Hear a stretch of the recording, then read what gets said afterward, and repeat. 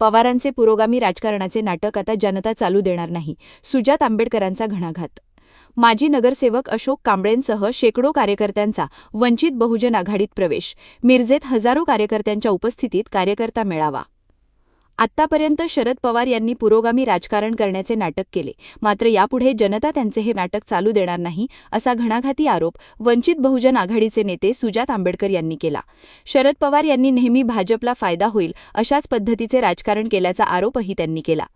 मिरज येथे आंबेडकरी चळवळीतील ज्येष्ठ नेते तथा माजी नगरसेवक अशोक कांबळेंसह शेकडो कार्यकर्त्यांनी वंचित बहुजन आघाडीमध्ये प्रवेश केला. यानिमित्त आयोजित पक्षप्रवेश व कार्यकर्ता मेळाव्यात सुजात आंबेडकर बोलत होते.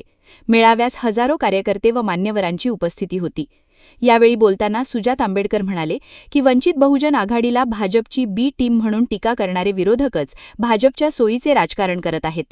काँग्रेस आणि उबाठाला बॅकफूटवर आणणारे राजकारण शरद पवार करत असून त्यांची भूमिका नेहमीच भाजपला मदत करणारी राहिली आहे. देशात एकीकडे भाजपची पिछेहाट होत असताना दुसरीकडे वंचित बहुजन आघाडीची ताकद मोठ्या प्रमाणात वाढत आहे. भाजपला प्रभावीपणे विरोध करण्याची ताकद केवळ वंचितमध्ये आहे.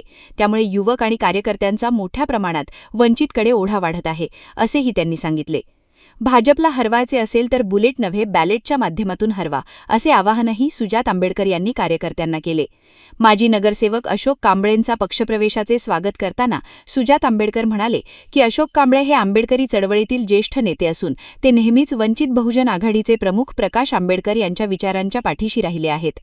आंबेडकरी चळवळ आणि डॉक्टर बाबासाहेब आंबेडकर यांच्या विचारांवर चालणाऱ्या पक्षांना त्यांनी नेहमी पाठबळ दिले आहे.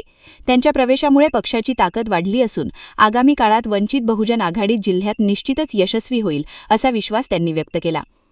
यावेळी अशोक कांबळेंनीही आपल्या भाषणातून विरोधकांवर निशाणा साधला.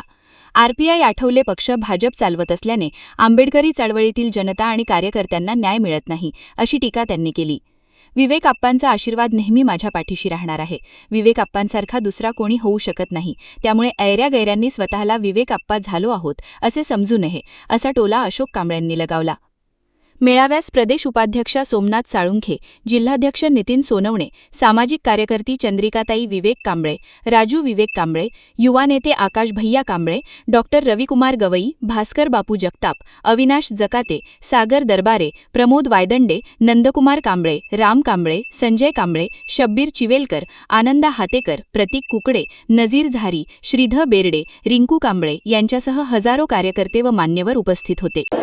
आतापर्यंत आपण जर बघितलं असेल तर शरद पवारांचं राजकारण आणि त्यांचे निर्णय हे नेहमीच भाजपला मदत करणारे हे राहिलेले आहेत.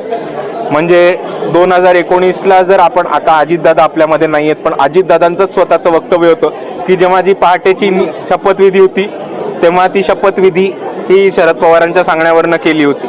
त्याच्यानंतर आत्ता मोदीबरोबर जाऊन भेटणं जंतर मंतरनंतर ठिकठिकाणी अशा भूमिका घेणं ज्यांनी काँग्रेस बॅकफूटवरती येईल, उबाटा बॅकफूटवरती येईल आणि भाजपला मदत होईल, अशी नेहमीच भूमिका ही शरद पवारांनी घेतली. आताच्या स्थानिक निवडणुकांमध्ये बघितलं तर काही ठिकाणी थेट शरद पवार गट आणि भाजप अशी युती आपल्याला दिसली होती. आणि आता जी MLCच्या विधान परिषदेच्या निवडणुका झाल्यात तिकडे 90% भाजप जिकडे बिनविरोध निवडून आली आहे त्या जागा शरद पवारांना सुटल्या होत्या. ह्याचा तुम्ही स्टडी करून बघा. तर माझं एवढंच म्हणणं आहे की आज आपण बघितलं तर भाजपच्या विरुद्ध आपल्याला खूप मोठ्या प्रमाणात निराशा दिसेल. ठिकठिकाणी लोक भाजपच्या शिव्या घालताना दिसतील, भाजपचा मतदार कमी होताना दिसेल, भाजपकडनं लोकांचा कल जाताना दिसेल. दुसऱ्या बाजूला ज्या बाजूला भाजपला शिव्या घालणं म्हणजे देशाला शिव्या घालणं किंवा नरेंद्र मोदीच्या विरुद्ध बोलणं म्हणजे भारत देशाच्या विरुद्ध बोलणं, अशी एक गरिमा जी नरेंद्र मोदींच्या लोकांनी उभी केली होती ती अख्खी उतरलेली आहे आणि ती गरिमा अख्खी फाटलेली आहे. आणि आज नरेंद्र मोदी देशाला लुटतायत, देशाला विकतायत, हे प्रत्येक माणसाचं जनमानसाचं मत झालेलं आहे. आणि त्याच भूमिकेवरती वंचित बहुजन आघाडी आता स्वतःला कॅपिटलाइज करते.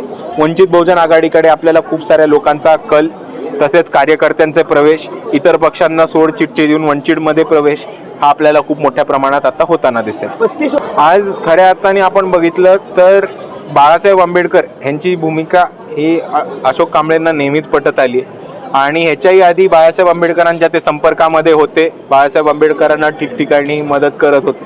ह्याच्या आधी लोकसभेमध्ये, विधानसभेमध्ये अशोकजींनी वंचित बहुजन आघाडीलाच मतदान केलं होतं. आणि त्यांची भूमिका नेहमी हीच राहिली होती की आंबेडकरवादी पक्षांना आणि जे खऱ्या अर्थाने बाबासाहेबांचं मिशन पुढे घेऊन जातील त्यांनाच ते मदत करत राहिलेत आणि त्याच भूमिकेत युज आज ते आमच्यामध्ये आलेत. ह्याची आम्हाला सर्वांना आनंद आहे आणि पुढे जाऊन एकत्र आम्ही नक्कीच सांगलीमध्ये एक रिझल्ट आणून देऊ. आमची दरवाजे सगळ्या पक्षांशी, भाजप सोडून सर्व पक्षांशी आमचे दरवाजे नेहमीच युतीसाठी ओपन राहतील. आता मुद्दा एवढाच आहे की वंचित बहुजन आघाडीच्या काही मागण्या असतात ज्याच्यावर आम्ही कधीच मागे हटत नाही आणि त्या आमच्यासाठी नॉन कॉम्प्रोमाइजेबल असतात. आम्ही इतर पक्षांसारखं राजकारणामध्ये स्वतःचे कारखाने टिकवायला, स्वतःची घरं भरायला, स्वतःचे खिसे भरायला किंवा सत्ता कायम करून पैसे कमवायला नाही आलो. तर बाबासाहेब आंबेडकरांनी संविधानामध्ये जे इंडियाचं विजन मांडलं होतं ते लोकसभेमध्ये जाऊन आणि विधानसभेमध्ये जाऊन ते मिशन अंमलात आणण्यासाठी आज आम्ही सत्तेमध्ये आलो. आणि जो कोण आमच्या विचारधारेच्या म्हणजेच बाबासाहेब आंबेडकरांच्या विचारधारेच्या किंवा त्यांच्या विजनच्या विरोधात आपल्याला जाताना दिसेल तिथे आम्हाला पटणार नाही आणि त्याच्या विरोधात आम्हाला भूमिका घ्यायलाच लागेल.